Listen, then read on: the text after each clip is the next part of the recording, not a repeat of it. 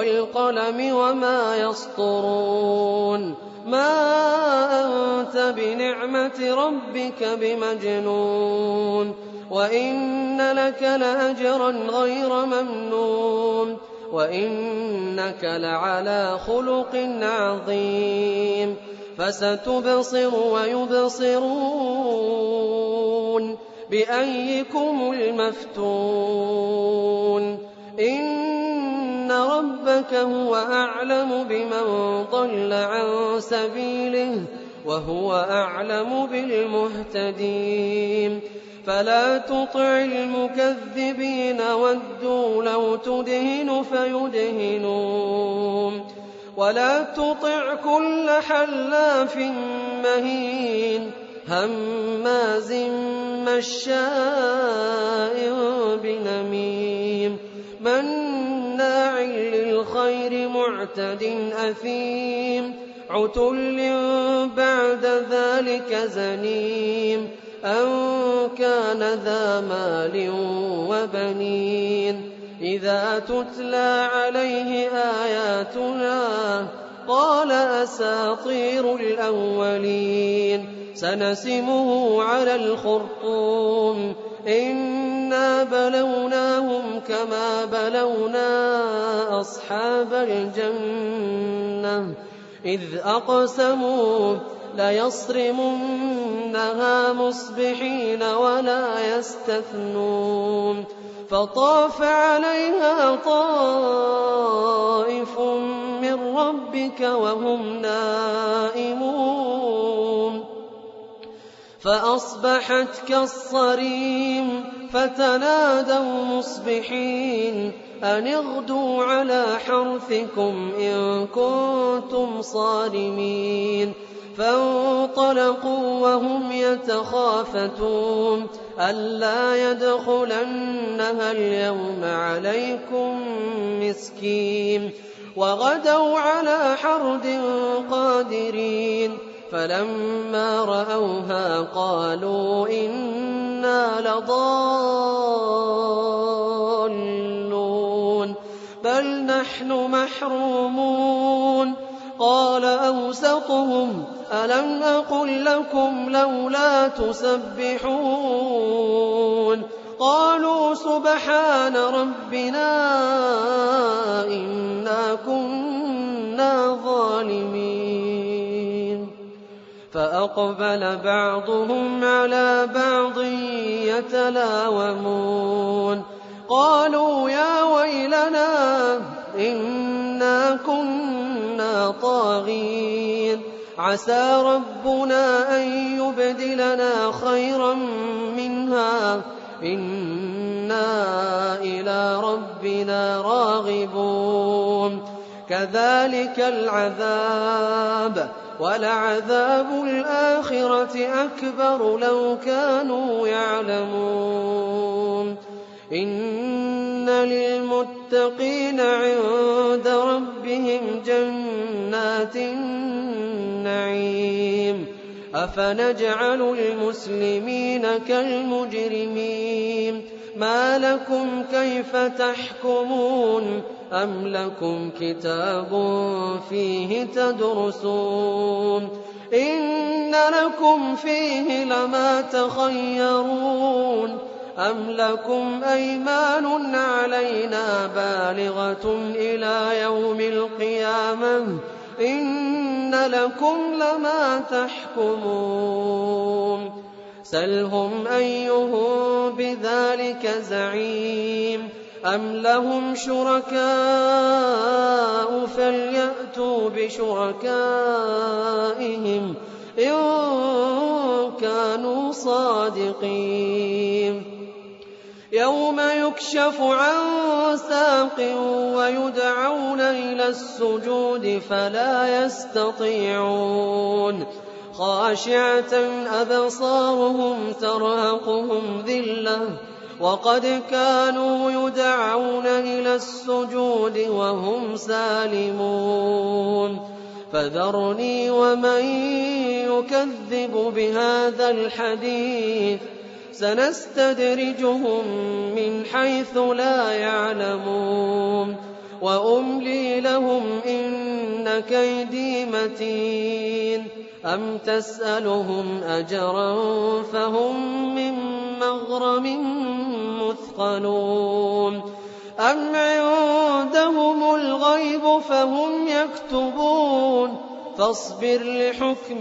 ربك ولا تكن كصاحب الحوت إذ نادى وهو مكظوم لولا أن تداركه نعمة من ربه لنبذ بالعراء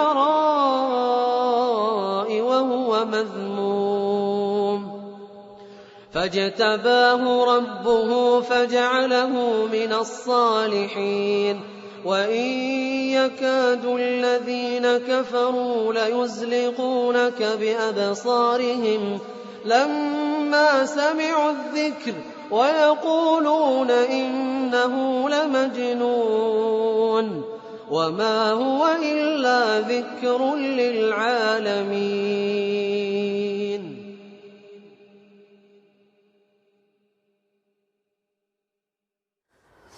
الحمد لله والصلاة والسلام على رسول الله وعلى آله وصحبه ومن والاه. رب اشرح لي صدري ويسر لي أمري واحلل عقدة من لساني يفقه قولي. اللهم لا سهل إلا ما جعلته سهلا وأنت تجعل الحزن إن شئت سهلا. Mes chers frères et sœurs, assalamu alaikum wa rahmatullah wa barakatuh. J'espère que vous portez tous et toutes pour le mieux, Inch'Allah Ta'ala. Comme promis, nous vous avons parlé d'un live surprise, c'est un live spécial. Je suis actuellement à Istanbul dans le cadre d'un voyage organisé par l'agence Tawhid où j'accompagne en tant que guide un groupe d'une cinquantaine de personnes pour visiter les lieux historiques emblématiques de l'Empire ottoman à Istanbul et aussi à Bursa. Et j'ai trouvé utile de pouvoir consacrer ce live, c'est un live spécial, c'est un live exceptionnel, de consacrer ce live à des questions mais ayant lien avec l'Empire ottoman. Nous sommes dans l'ambiance et il me paraissait tout à fait opportun de traiter de cette thématique pour sortir un peu de nos questions religieuses classiques. Je vais débuter, Inch'Allah, cette intervention comme je l'ai toujours fait précédemment par un rappel, le fameux rappel du jour, puis suivi par les questions du jour, et ensuite j'aurai 10 questions à vous soumettre, Inch'Allah Azzawajal. Je commence, Inch'Allah, par le rappel du jour. Comme vous le savez, les enseignements de l'islam ont toujours incité à faire œuvre pieuse, œuvre charitable, se mettre au service des autres et surtout alléger le sort de son prochain. Le prophète sallallahu alayhi wa sallam, dans un hadith rapporté par le Bukhari Muslim, il le rappelle, il dit que celui qui allège le sort ou le fardeau de son frère, Dieu allégera le sien dans cette vie et dans l'autre. Dans l'histoire ottomane, il y avait une tradition qui, semble-t-il, existe encore aujourd'hui. Cette tradition voulait que pendant le mois de Ramadan, ou à commencer, ou plutôt au début du mois de Ramadan, les commerçants, les gens aisés, partent à la rencontre d'épiciers et leur demandent de consulter leur carnet ou leur cahier de créances. Donc ces fameux carnets ou cahiers dans lesquels ces commerçants ont noté ce que les gens leur doivent. Et que font ces commerçants? Ils parcourent ce carnet et ils choisissent au début, à tout hasard, au début, au milieu et à la fin. Donc ils choisissent des noms, au début, au milieu et à la fin, et ils apurent la dette, donc ils liquident la dette, ils effacent la dette ou les dettes de ces personnes-là. Donc ces riches commerçants se chargent eux-mêmes de libérer ces personnes-là de leurs dettes ou de ces dettes qu'ils doivent à ces commerçants ou à ces épiciers. Et c'est une tradition ottomane qui a existé pendant des siècles et qui, semble-t-il, serait encore pratiquée. Je ne peux pas dire que c'est par tous les commerçants turcs, mais apparemment elle est encore présente dans la société turque aujourd'hui, Allahu A'lam. Qui est à l'origine de cette tradition? C'est une femme. Cette femme s'appelle Kosem. C'était une sultane. Elle était l'épouse du sultan Ahmed Ier qui a régné au XVIIe siècle. C'est elle qui a initié cette tradition. Donc elle avait pour habitude chaque année pendant Ramadan de se rendre auprès des shops, de commerçants, et de leur demander leur carnet et de prendre des noms au hasard, début, au milieu, à la fin, et d'effacer les dettes en les réglant. De cette manière, elle voulait faire un geste noble pendant le mois de Ramadan pour le bénéfice de ces personnes. Et cette femme, certainement, cette sultane, n'ignorait pas la parole du prophète sallam dans laquelle le messager disait que celui qui remporte le délai d'une dette ou libère quelqu'un d'une dette, le jour de la résurrection, il se retrouvera sous le trône de son Seigneur. Donc, je pense que cette femme sultane n'ignorait pas donc cet aspect-là. Et cette tradition, depuis lors, a été lancée et de nombreux commerçants à l'époque ottomane la pratiquaient. En tout cas, les gens aisés la pratiquaient. C'était aussi une manière de démarrer le mois de Ramadan avec une œuvre pieuse au service de leur prochain. C'est une très belle tradition. Ceci pour ce qui est du rappel du jour, et ça nous rappelle à nous aussi de profiter de ces moments comme le mois de Ramadan. D'ailleurs, ce n'est pas un hasard si ces personnes aisées et riches choisissaient le mois de Ramadan, parce que le mois de Ramadan, c'est le mois du commerce spirituel avec Dieu par excellence. C'est durant ce mois que le croyant s'investit dans sa foi et sa piété, et il cherche à se rapprocher davantage de son Créateur, pas seulement par la prière, le jeûne, la lecture du Coran, mais aussi par des actes forts qu'il pose, comme celui de la sadaqa, de l'aumône, ou d'aider son prochain, comme c'est le cas ici pour cette tradition. Un rappel pour nous afin de pouvoir poursuivre ce genre de tradition, pas seulement pendant le Ramadan, mais en toute occasion qui se présente, comme par exemple les 10 dernières nuits de Ramadan, ou encore nous avons aussi les 10 premiers jours du mois de Dhul Hijjah, le jour de Ashura. Choisir des moments qui sont valorisés par le Seigneur Azza wa Jal et les mettre à profit pour prodiguer l'aumône et prêter assistance à son prochain. Je passerai maintenant à la question du jour. La question du jour, je l'ai intitulée de l'importance d'étudier l'histoire.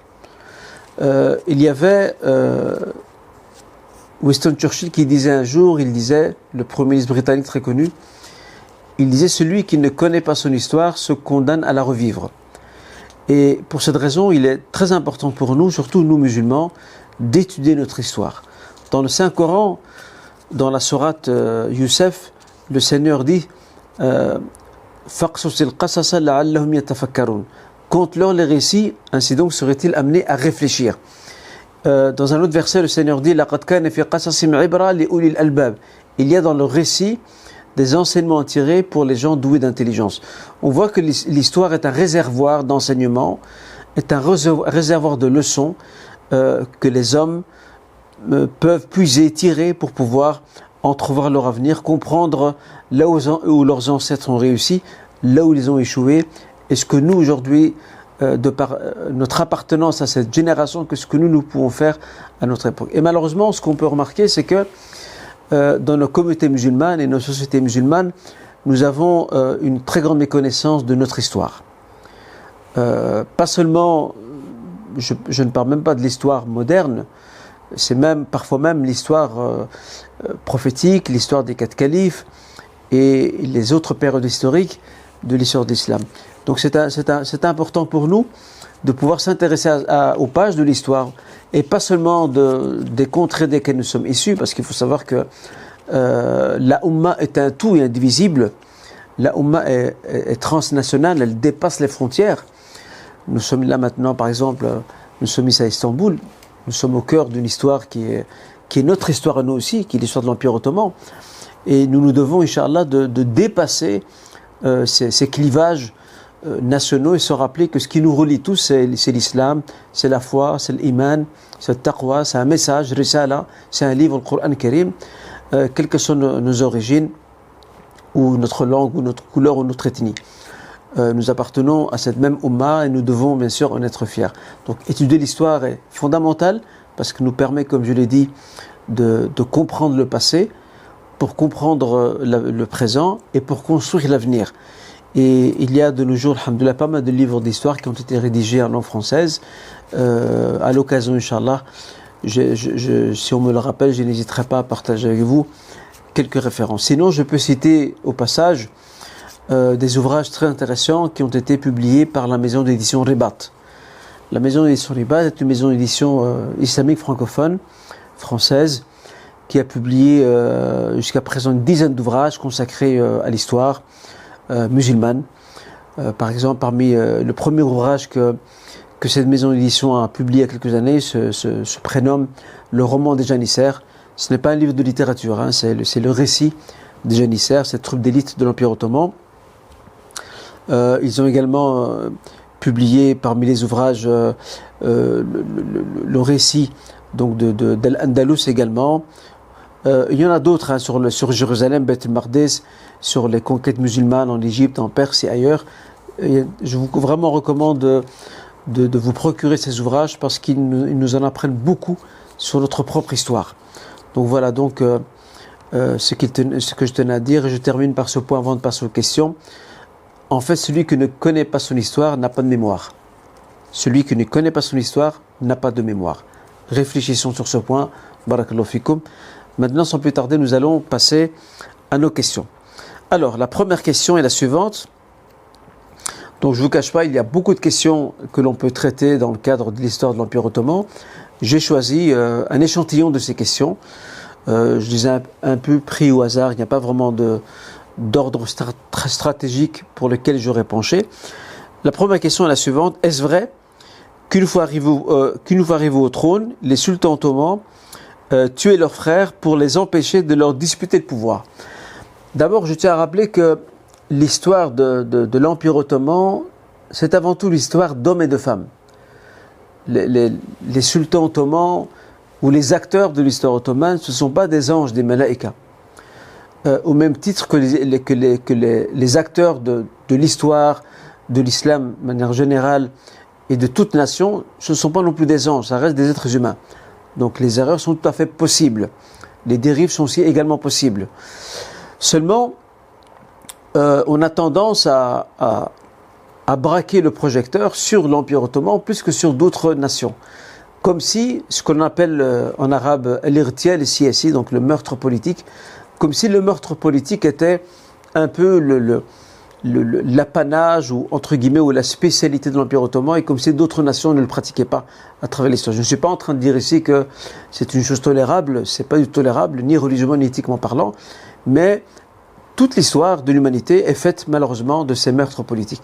Maintenant, qu'en est-il par rapport à ce qui a été dit ou ce qu'on trouve encore dans certains livres d'histoire, selon lesquels que chaque fois qu'un sultan arrive au pouvoir, la première chose qu'il fait, il liquide ses frères pour être sûr de ne pas être confronté à une opposition. Une précision importante mérite d'être soulignée. Certains attribuent cette loi, Al-Qanoun, ils l'attribuent au sultan Mehmed II, donc Mohammed al-Fatih.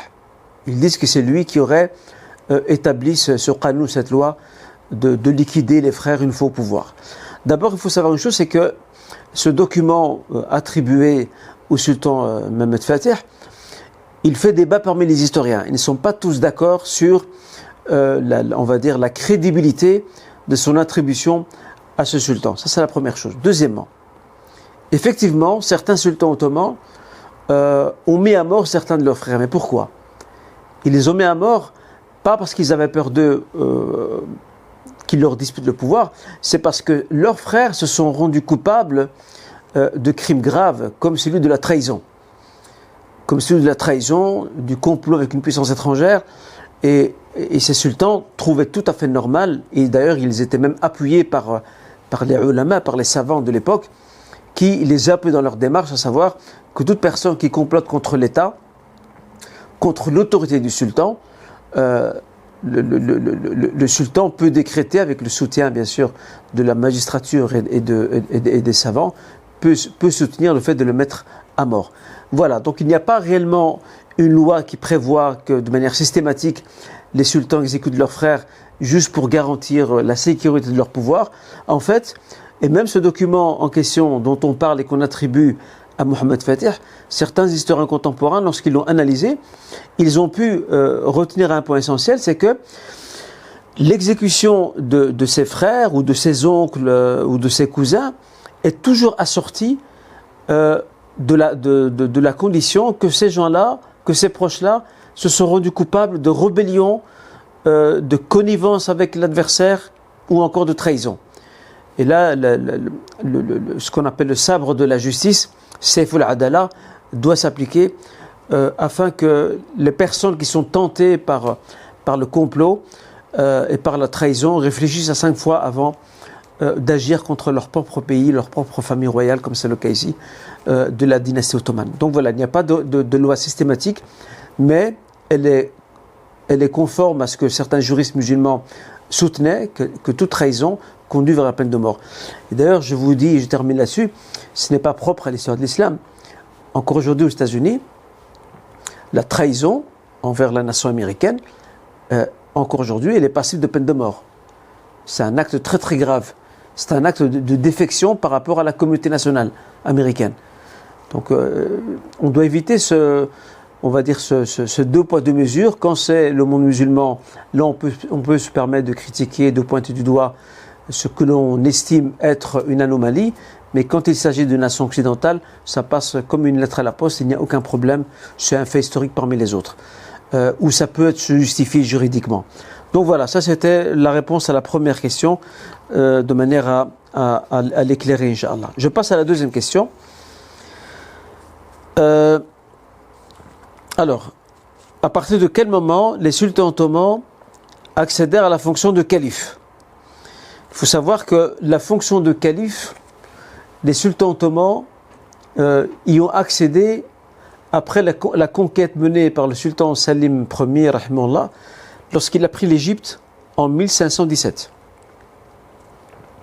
Lorsqu'il prend l'Égypte en 1517, il faut savoir qu'à ce moment-là, au Caire, il y avait ce qu'il restait de la famille califale ou de la dynastie califale abbasside, qui après 1258 de l'ère chrétienne avait quitté l'Irak avec l'aide de leur garde militaire qu'on appelle les Mamelouks, qui va devenir par après une dynastie à son tour.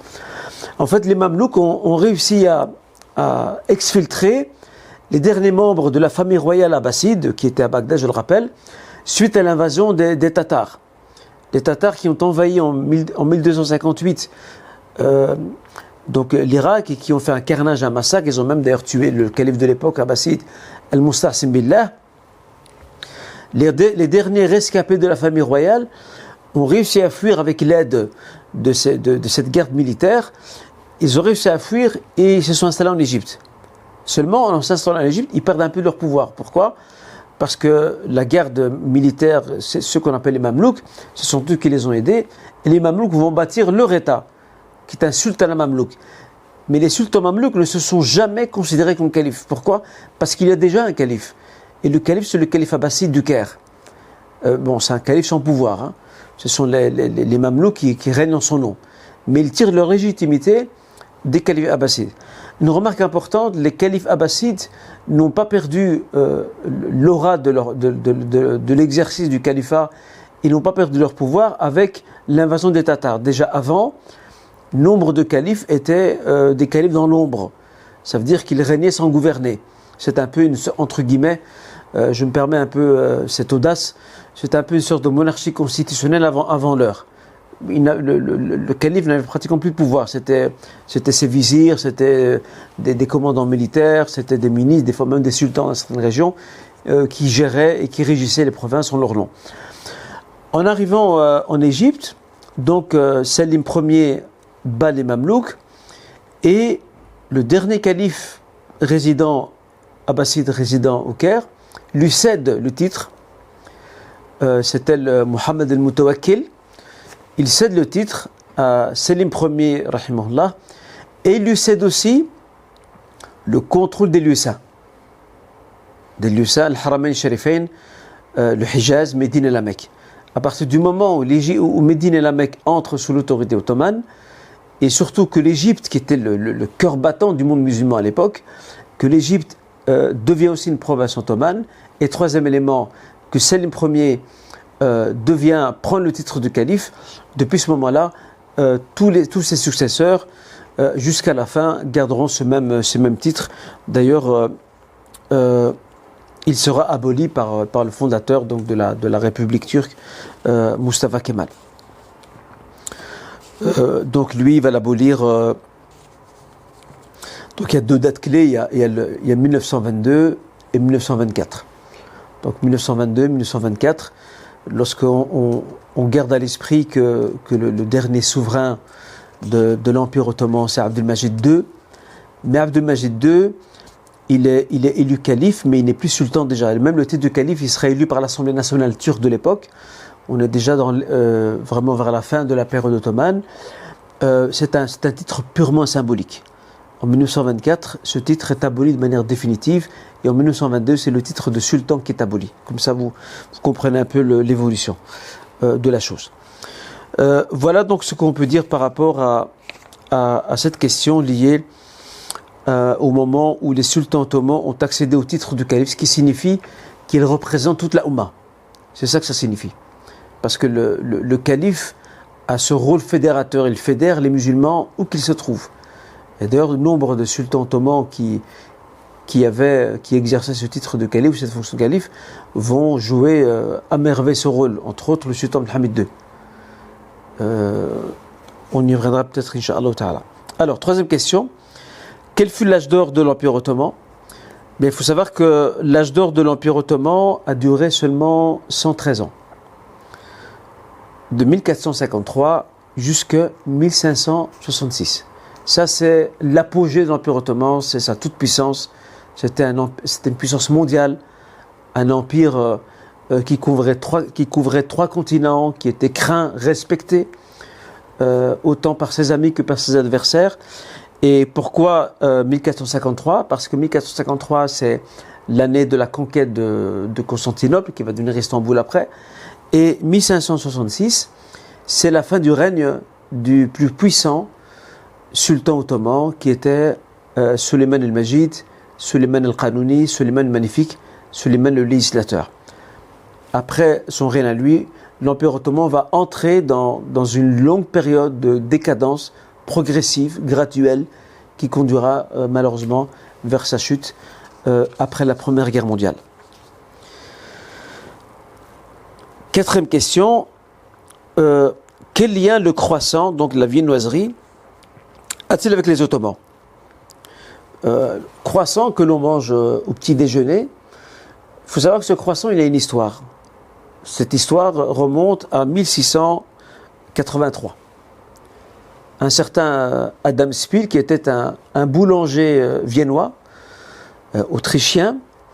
Il faut savoir qu'à l'époque, les villes étaient protégées par des remparts, des murailles, et l'armée ottomane avait établi son siège contre la ville de Vienne. À l'aube, l'armée ottomane était passée à l'attaque. Et c'est cet homme-là qui avait donné le signal et l'alerte selon lequel les Ottomans avaient commencé leur attaque de la ville, et ainsi les Viennois ont réussi à repousser l'attaque ottomane. Suite à ça, ce personnage Adam Spiel, selon ce que nous raconte l'histoire, il aurait confectionné un pain en forme de croissant et il l'aurait distribué auprès des habitants de Vienne pour fêter cet événement de la défaite des Ottomans au port de Vienne. Le croissant fait référence ici au symbole du drapeau de l'Empire ottoman. Bon, il n'y a pas que l'Empire ottoman, il y a beaucoup d'autres États musulmans ou dynasties musulmanes dans l'histoire qui avaient aussi un croissant, mais en tout cas celui qui a, on va dire, la dernière grande nation, le dernier grand empire musulman qui a porté ce symbole haut et fort, c'était bien sûr l'Empire ottoman. Et ce pain va avec le temps se transformer, il va être retravaillé pour donner aujourd'hui le croissant que l'on connaît et qui est consommé. Comme ça, vous savez d'où vient l'histoire de ce croissant d'aujourd'hui que nous mangeons au petit déjeuner. Avant, le premier pain, on l'appelle le kipferl. Kipferl, c'était le nom du pain qu'on donnait. Je ne sais pas s'il existe encore aujourd'hui en Autriche, mais en tout cas, c'est un pain en forme de croissant et qui avec le temps, s'est développé et est devenu le croissant que l'on connaît aujourd'hui. Alors, cinquième question, les Ottomans étaient-ils juste connus pour leur conquête militaire ? Ça, c'est aussi l'un des problèmes de notre façon d'étudier l'histoire de l'Empire ottoman. Nous avons souvent cette cette tendance fâcheuse de résumer l'histoire de l'Empire ottoman dans les campagnes militaires de tel et tel sultan. S'il est vrai qu'il y a des faits d'armes exceptionnels et remarquables, s'il est vrai que l'Empire ottoman a porté l'islam dans de nombreuses contrées, dans les Balkans, également l'armée ottomane est arrivée, ou l'Empire ottoman est arrivé jusqu'au cœur de l'Europe, même jusqu'au sud de l'Italie aussi, c'est un fait évident. Mais l'Empire ottoman ne peut pas se résumer aux conquêtes militaires. L'Empire ottoman, c'est aussi d'autres réalisations. C'est une architecture très raffinée. L'architecture ottomane qui emprunte un peu à l'architecture byzantine, arabe, mongole également, persane. Il y a des chefs-d'œuvre ici en Turquie liés à l'architecture ottomane. Dans l'histoire ottomane aussi, il y avait des savants. Il y avait des grands savants qui ont écrit des ouvrages dans le droit musulman, dans la littérature, et qui ont laissé des traces aussi dans l'histoire. Je prends un exemple qui me vient maintenant à l'esprit. D'ailleurs, il est considéré comme le dernier, ou parmi les derniers grands savants de l'Empire ottoman, c'est le cheikh Mustafa Sabri. Mustafa Sabri qui était le cheikh l'Islam. Le cheikh l'Islam dans l'Empire ottoman, c'est le mufti de l'Empire. Et Mustafa Sabri, après la naissance de la République, il a fui la Turquie et il s'installe en Égypte. C'est un grand savant, il a à son actif plusieurs ouvrages très intéressants. Donc il y avait des hommes de lettres, il y avait des savants, il y avait de grandes réalisations architecturales, il y avait aussi, comment dirais-je, pas seulement des mosquées, des palais, il y avait aussi ce qu'on appelle le waqf aussi, des institutions, des fondations pieuses que les gens aisés, que les sultans, que les princesses, que les femmes sultanes aussi bâtissaient pour le bien des pauvres, des nécessiteux. Il y a pas mal de réalisations au sein des sociétés musulmanes dont on garde encore des traces aujourd'hui de ce que les Ottomans ont fait. Et là on voit qu'ils n'ont pas seulement conquis des territoires, ils ont aussi apporté de la civilisation. Et ça c'est un aspect souvent qu'on ne cite pas de manière précise. Alors, je passe à la 6e question. Est-il vrai que les Ottomans furent la cause du retard du monde arabe? Alors ça c'est une allégation qu'on retrouve encore malheureusement aujourd'hui dans certains ouvrages d'histoire dans le monde arabe et qui vient essentiellement de la matrice de ce qu'on appelle le nationalisme arabe, al-Qawmi al-Arabiya. Le nationalisme arabe s'est construit sur le rejet du turc, d'accord? Alors que toute l'histoire indique que les Ottomans ont toujours accordé beaucoup de considération et de révérence pour les Arabes. D'ailleurs même, il y a des Arabes qui ont occupé de hauts postes dans l'Empire ottoman. Je pense à Ahmed Izzet Basha par exemple. Ahmed Izzet Basha qui était l'un des proches du sultan Abdelhamid II, rahimahullah, c'était même son confident. Ahmed Izzet Basha il est d'origine syrienne, de Damas. Vous avez aussi Nasser Basha Sadoun, qui était irakien et qui occupait un poste très important. Il était le gouverneur donc, du sud de l'Irak. Il y a d'autres personnages arabes qui occupaient un haut rang, que ce soit dans l'administration publique ottomane ou dans l'armée ou au sein du palais. Et en fait, cette idée de prétendre que les Ottomans ont été la cause du retard du monde musulman, ça s'explique par deux choses aussi. D'abord, la propagande britannique hostile. Les Anglais ont beaucoup travaillé pour dresser les Arabes dans les provinces ottomanes contre les Ottomans, pour les séparer. D'ailleurs, ils ont réussi brillamment avec la révolution qu'on appelle la Grande Révolution arabe de 1916, qui a marqué la rupture avec l'Empire ottoman. Seulement, Laurence d'Arabie avait promis aux Arabes qui se soulevaient contre les Ottomans, il leur a promis un royaume arabe. Il leur a dit, on va vous donner le califat arabe, il vous reviendra, il n'appartiendra plus aux Turcs. Mais hélas, les Arabes, le shérif de la Mecque et tous ceux qui l'ont soutenu dans cette révolte contre l'Empire ottoman, ils n'ont rien vu, si ce n'est l'arrivée des troupes françaises et britanniques qui ont occupé les pays arabes. Ça c'est le premier élément. Deuxième élément, il est assez malhonnête, intellectuellement parlant, de confiner l'histoire de l'Empire ottoman dans cette période de la décadence de la fin de l'Empire ottoman, où il faut le dire clairement, il y avait des gouverneurs ottomans qui se sont montrés injustes, qui n'avaient pas malheureusement la bonne cote en termes de conduite, qui ont pratiqué de la répression dans les provinces arabes, que ce soit au Cham ou en Irak, mais ça, nous sommes dans la période de la décadence, pratiquement la chute de l'Empire ottoman. On pense entre autres au tristement célèbre Jamal Bachar, par exemple, qui était gouverneur au Cham, qui a réprimé beaucoup de mouvements de contestation dans le Cham. Mais on ne peut pas résumer l'histoire de l'Empire ottoman à cette période triste de la décadence. Qu'est-ce qu'on fait du reste des siècles précédents? Pourquoi occulter toute cette partie où l'Empire ottoman a participé à développer les provinces arabes? D'ailleurs, l'Afrique du Nord, à titre d'exemple, si l'Afrique du Nord a encore, alhamdoulilah, gardé son identité religieuse et culturelle, arabo-musulmane, c'est entre autres, surtout grâce aux Ottomans. Parce que les Ottomans sont intervenus à plusieurs reprises pour défendre l'Afrique du Nord contre les attaques et les invasions espagnoles et portugaises qui voulaient prendre pied dans ces territoires-là, à savoir l'Afrique du Nord et le Maghreb. Donc on leur doit beaucoup aux Ottomans, et c'est une propagande malheureusement hostile, alimentée par l'Angleterre, mais aussi, quand je dis l'Angleterre, c'est l'Empire britannique, on s'entend bien, mais aussi par le mouvement nationaliste arabe naissant, qui est bien sûr qui est un mouvement de construction européenne, et qui rejetait tout ce qui était turc, tout ce qui était ottoman, ce qui est en soi une injustice. Les Ottomans, qu'ils soient turcs, qu'ils soient arabes, qu'ils soient kurdes, ont toujours vécu ensemble pendant des siècles. Je parle même des confessions aussi, musulmans, juifs, orthodoxes, catholiques, etc., maronites pour ce qui est du Liban. De manière générale, ça s'est toujours bien passé. Les Ottomans, d'ailleurs, ont créé ce qu'on appelle le système des millettes. Le système des millettes, c'est le système confessionnel. Il n'y a pas un empire dans l'histoire de l'humanité qui a développé un système juridique confessionnel aussi tolérant que celui des Ottomans. Il n'y a personne qui a fait ça.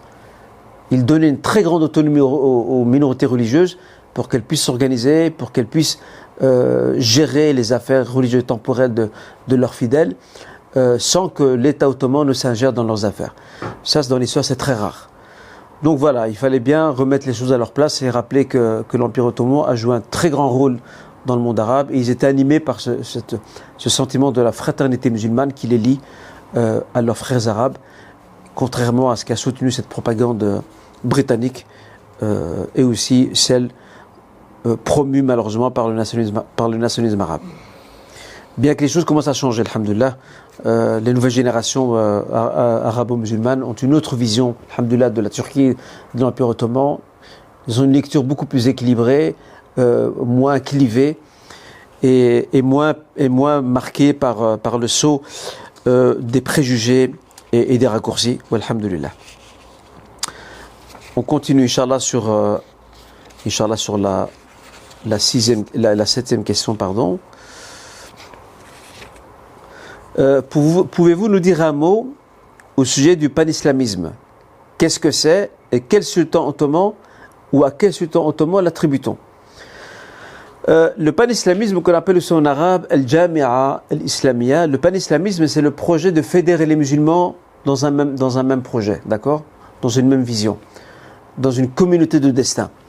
Et le sultan qui est à l'origine de ce projet, c'est le sultan Mohammed II, rahimahullah. Il faut savoir qu'après la guerre contre la Grèce en 1892, une guerre qui s'est terminée par la victoire de l'Empire ottoman, il faut savoir que les troupes ottomanes sont arrivées jusqu'aux portes d'Athènes à ce moment-là.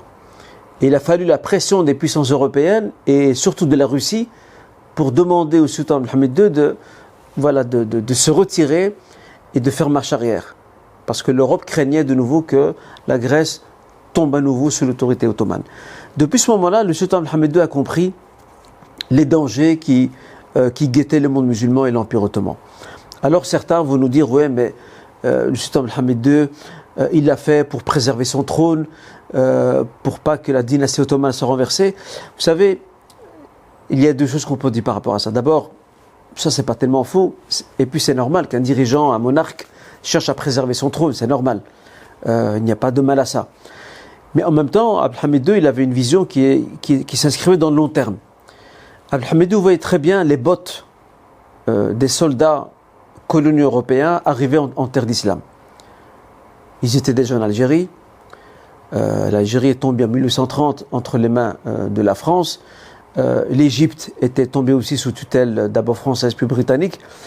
Donc le sultan Mohammed II a lancé ce projet il a fait appel aux savants, aux intellectuels du monde musulman, afin de passer ce message pour que les musulmans puissent se souder, se fédérer autour du sultanat ottoman pour protéger les territoires de l'islam contre les dangers du colonialisme européen.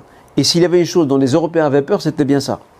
C'était cette unité, cette fédération autour de l'autorité du sultan Mohammed II. Et Mohammed II, dans sa mémoire d'ailleurs, il le rappelle très bien, il dit qu'à chaque fois qu'il brandissait son titre de calife, ceci faisait trembler les Anglais. Les Anglais avaient peur de ça. Je prends un simple exemple historique. Les Indiens, par exemple, les musulmans en Inde, combien de fois ne se sont-ils pas soulevés contre les Anglais lorsque le Royaume-Uni contrôlait l'Inde? Ils se sont soulevés contre les Anglais sur ordre de qui? Ordre du sultan Mohammed II. Et là, les Anglais ont pris conscience que ce titre de calife, c'est un titre qui est très sensible et même très dangereux, parce qu'il arrive à fédérer tous les musulmans derrière un même dirigeant. Et c'est un peu ça le projet de Mohammed II. C'est de fédérer les musulmans, de protéger les territoires, les contrées musulmanes, pas seulement contre la décomposition de l'Empire ottoman, mais contre le colonialisme européen qui voulait s'emparer de tous ces territoires. Mohammed II, parmi ses grands projets dans le cadre du pan-islamisme, c'est le chemin de fer, qu'on appelle le chemin de fer du Hijaz. Il a relié donc le Hijaz, ça passait par Istanbul, ça passait par le Cham, et ça arrivait jusqu'à Médine. Donc le train est arrivé en 1908, si ma mémoire ne me trompe pas. Donc un an avant son renversement, le train arrive enfin, le premier train ottoman arrive à Médine. Aussi, l'objectif de ce chemin de fer hamidi, c'est comme ça qu'on l'appelle en arabe, ou hamidien en français, le projet de ce chemin de fer, c'était pas seulement de déplacer des soldats, comme le prétendent certains historiens européens, qui disent ouais, ils voulaient en fait se servir des chemins de fer pour déplacer des troupes en cas de rébellion, pour les mater. En fait, il n'y avait pas seulement ça. Il y avait aussi la facilité de circulation des populations musulmanes. Elles peuvent circuler plus facilement de l'Arabie jusqu'à Istanbul, et du Cham jusqu'en Arabie et vice-versa, dans toutes les directions. Et malheureusement, ce projet avait très bien commencé jusqu'à la révolution, ce qu'on appelle la grande révolution arabe. Moi, j'ai un mot très méchant, hein. Moi, je l'appelle la grande trahison arabe et pas la grande révolution arabe, pour ça n'engage que moi, bien sûr, en 1916, où les tribus arabes bédouines ont fait exploser le chemin de fer que les Ottomans ont mis des années à construire pour relier toutes les provinces de l'Empire et pour justement participer à ce projet de renforcement, de rapprochement des populations musulmanes de l'Empire. Eux, ils l'ont détruit sur demande des Anglais. Mais comme je l'ai dit là tout à l'heure, ils n'ont rien gagné en retour. Et je l'ai dit au début dans la question du jour, étudier l'histoire est très important. Voilà ce qu'on peut dire par rapport à ce projet dans les grandes lignes. Il y a encore beaucoup de choses à dire sur le pan-islamisme, mais ça c'est dans les grandes lignes. La 8e question. Est-ce vrai que la troupe d'élite des janissaires était composée d'enfants chrétiens enrôlés de force et élevés dans la religion musulmane? Alors, les janissaires, du mot turc Yenicheri, qui a aussi donné en arabe le mot de Al-Inkisharia, et le mot français est janissaire. En fait, les janissaires, c'est la troupe d'élite, les troupes de choc du sultan. Cette troupe d'élite est née au XIVe siècle de l'ère chrétienne. Elle a fait trembler l'Europe pendant plus de 4 siècles. C'était des soldats qui étaient connus pour leur bravoure, pour leur courage, qui ne reculaient devant rien. La plupart des grandes victoires militaires de l'Empire ottoman, l'Empire ottoman les doit justement aux janissaires. C'était vraiment une troupe d'élite et de choc. Cette troupe d'élite, de quoi était-elle constituée? Elle était constituée, bien sûr, à l'époque c'était en vogue, elle était constituée d'esclaves, mais elle était aussi constituée d'orphelins chrétiens. Orphelins chrétiens qui, la guerre, les a livrés à leur propre sort. Ils les ont pris en charge, ils les ont éduqués, ils les ont élevés, ils les ont formés. D'ailleurs, nombre d'entre eux sont convertis à l'islam parce qu'ils ont grandi dans des familles musulmanes. Mais ils n'ont pas été, il n'y a pas eu de conversion forcée. Cette allégation selon laquelle il y a un enrôlement de force, on les a convertis à l'islam de force, ça de nouveau c'est une propagande cléricale européenne. Et de nouveau, il faut mettre les choses dans leur contexte. L'Empire ottoman est face à l'Europe. Alors il est normal que l'Europe, en son temps, fera tout pour diaboliser l'Empire ottoman. Et surtout fera tout pour diaboliser cette troupe d'élite qui a taillé en pièces bien des armées européennes sur leur propre sol. Donc c'était tout à fait normal. Malheureusement, les janissaires, qui étaient une troupe d'élite, une armée puissante, qui a permis à l'Empire ottoman de s'étendre, de remporter d'éclatantes victoires, cette troupe d'élite, elle va aussi connaître sa décadence. Elle va être minée par la corruption. Elle va s'ingérer dans les affaires de l'État. Elle va renverser des sultans. Elle va en assassiner d'autres. Elle va remplacer un sultan par un autre. Bref, elle va être impliquée dans une série de conflits ou de litiges de pouvoir, alors que normalement son rôle à elle, c'est de servir l'Empire ottoman et non pas de s'immiscer au sein des affaires de l'État. Elle a pris beaucoup de place et beaucoup de pouvoir. Et lorsque le sultan, Mahmoud II, arrive au trône, il a conscience que les janissaires ne vont pas le laisser tranquille. Parce que lui voulait poursuivre des réformes, on appelle ça les tanzimat. Ce sont des réformes à l'occidentale, qui d'ailleurs, somme toute, n'ont pas apporté grand-chose à l'Empire ottoman, si ce n'est qu'ils l'ont affaibli davantage. Chose que Abdelhamid II, par exemple, a essayé de corriger et réparer. Abdelhamid II a cherché à moderniser l'Empire ottoman en prenant le meilleur de l'Europe et l'Occident, tout en préservant donc les valeurs musulmanes qui fondent nos sociétés musulmanes et entre autres la société ottomane. Ça, c'était la correction qu'a essayé d'apporter le sultan Abdelhamid II. Mahmoud II voulait poursuivre la même trajectoire de réforme à l'européenne de l'Empire ottoman pour lui permettre de se redresser, mais il y a sur son chemin un obstacle, c'est les janissaires, qui eux ne veulent pas de réforme. Ils ont déjà assassiné des sultans avant lui. Il va attendre 18 ans. Il va attendre 18 ans pour liquider les janissaires, et ça s'est passé en 1826. En 1826, il liquide donc la troupe des janissaires de manière à ce qu'elle ne soit plus un obstacle sur son chemin. Donc en résumé, les janissaires ont rendu d'immenses services à l'Empire ottoman, ont apporté l'islam jusqu'au cœur de l'Europe aussi. Et je rappelle aussi que le droit international de l'époque, c'est pas celui d'aujourd'hui. Le droit international de l'époque, c'est un droit qui met en avant surtout ce qu'on appelle mantiqul harb, la logique de la guerre, d'accord, ou la logique de conquête, qui n'était pas propre aux Ottomans. Napoléon a aussi conquis plus de la moitié de l'Europe. L'Empire austro-hongrois s'est aussi agrandi par des conquêtes au détriment de ses voisins. La Russie tsariste, la même chose. Donc c'est pas une logique qui est propre à l'Empire ottoman, c'était dans la culture du temps de mener des campagnes militaires, de s'imposer sur l'arène internationale par les armes. Bon, ça n'a pas beaucoup changé aujourd'hui, même si on prétend que le droit international vise surtout, depuis la Seconde Guerre mondiale, à établir la paix entre nations. Il y a encore, hélas, des nations, des grandes puissances qui violent ce principe-là et se permettent d'user de la guerre pour imposer leur point de vue. Mais ça, c'est encore un autre débat.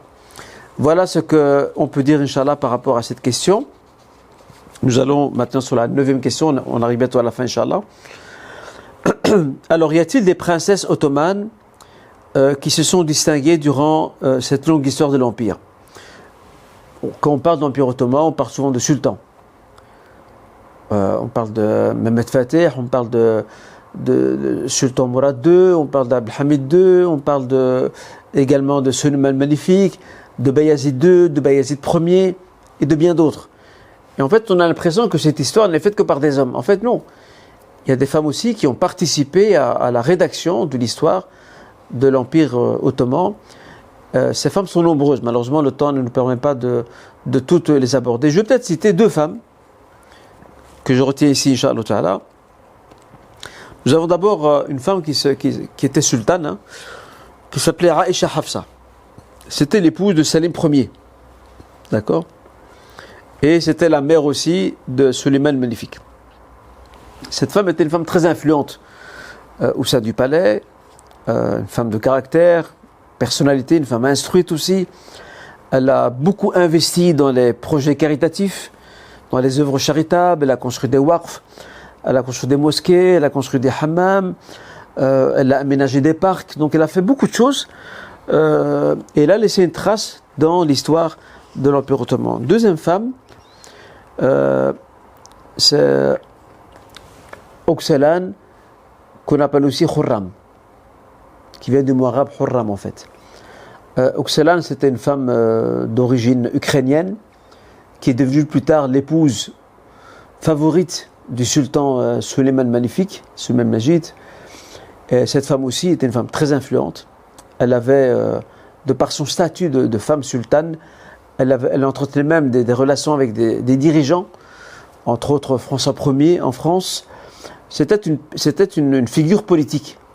Elle avait aussi son mot à dire dans certaines décisions prises par le sultan. Le sultan lui-même, Suleiman Magnifique, la concertait fréquemment, parce que c'était une femme perspicace, intelligente. Elle aussi, elle a mis en place de nombreux projets, de nombreuses œuvres charitables. Elle a dépensé sans compter de ses biens pour améliorer et pour développer la société de son temps. Il y a pas mal de projets. Ça, c'est parmi les exemples. Il y en a d'autres. Hein. Malheureusement, le temps ne nous permet pas de toutes les citer. J'arrive maintenant à la dernière question. Une question qui revient souvent d'ailleurs. Est-ce vrai que le sultan Abdelhamid II a cédé la Palestine aux Juifs afin qu'ils y créent un foyer national? Il faut savoir que celui qui a cédé la Palestine aux migrants juifs pour qu'ils créent le foyer national, c'est le gouvernement britannique et pas le sultan Mohammed II. Il faut savoir que la Palestine est passée sous mandat britannique après la Première Guerre mondiale, avec mandat confié par ce qu'on appelait à l'époque la Société des Nations, la SDN, qui est le prédécesseur des Nations Unies d'aujourd'hui. Donc la SDN, la Société des Nations, va confier au Royaume-Uni, à l'Empire britannique, un mandat colonial sur la Palestine. Il faut savoir qu'il y avait déjà des émigrations, il y avait déjà une émigration qui avait été entamée pendant près d'un siècle de Juifs qui venaient s'installer en Palestine. Ça avait déjà été entamé, il ne fallait pas attendre les Anglais pour ça. Mais les Anglais vont faciliter les choses. Surtout que les Anglais ont fait, à l'époque, ils avaient fait une promesse aux Rothschild, qui à l'époque était allié du mouvement sioniste. Et comme vous le savez, le mouvement sioniste visait à bâtir ce fameux foyer national. Et les Anglais, le ministre des Affaires étrangères de l'époque, publie une déclaration qui s'appelle la déclaration de Balfour. Et la déclaration de Balfour est une promesse faite par le gouvernement impérial britannique d'aider les Juifs à créer un foyer national en Palestine. Le sultan Mohammed II a mis en œuvre une série de mesures pour freiner cette immigration juive en Palestine, ces colonies juives qui sont installées en Palestine. Il a mis en œuvre une série de mesures. Par exemple, je prends un exemple, les Juifs qui arrivaient en Palestine devaient recevoir une sorte de carte de séjour avec délai limité. Une fois ce délai terminé, ils devaient repartir. Le problème se situe à un autre niveau. C'est que toutes ces mesures prises par le sultan Mohammed II étaient souvent paralysées par deux facteurs. D'abord par l'ingérence des puissances européennes, russes, françaises, britanniques et même parfois aussi allemandes, qui intervenaient pour faciliter l'entrée des Juifs en Palestine, et malheureusement aussi par la corruption de certains gouverneurs ottomans qui gouvernaient la Palestine au nom du sultan Mohammed II. On compte même plus de 8 gouverneurs, parce qu'il a dû en remplacer plusieurs, parce que dans leur majorité ils étaient corrompus. Ils étaient corrompus et fermaient les yeux, moyennant pot de vin et ainsi de suite, pour laisser ces migrants juifs s'installer, acheter des terres et s'imposer donc sur le territoire palestinien. Donc dire que le sultan Mohammed II aurait vendu la Palestine aux émigrants juifs ou l'aurait vendu au mouvement sioniste, c'est déjà une grande supercherie. Sachant aussi que Théodore Herzl, qui est l'un des ténors du mouvement sioniste, est passé à plusieurs reprises à Istanbul. Il a rencontré le sultan Mohammed II et à chaque fois, il a essuyé un refus catégorique. Un refus catégorique du sultan de céder la Palestine aux Juifs. Dans le sens où Théodore Herzl promettait que si le sultan permettait aux Juifs de créer leur foyer national en Palestine, il leur promettait, lui promettait aux Ottomans et au sultan de l'aider à régler les dettes, ce qu'on appelle la dette publique de l'Empire ottoman, qui était quand même colossale, qu'Abdelhamid II a réussi à réduire énormément. Et Théodore Herzl avait aussi proposé, ou plutôt promis, si le sultan Abdelhamid II accédait à sa demande, il avait promis de reconstruire la marine ottomane. Bien évidemment, le sultan Abdelhamid II a refusé de manière catégorique cette demande.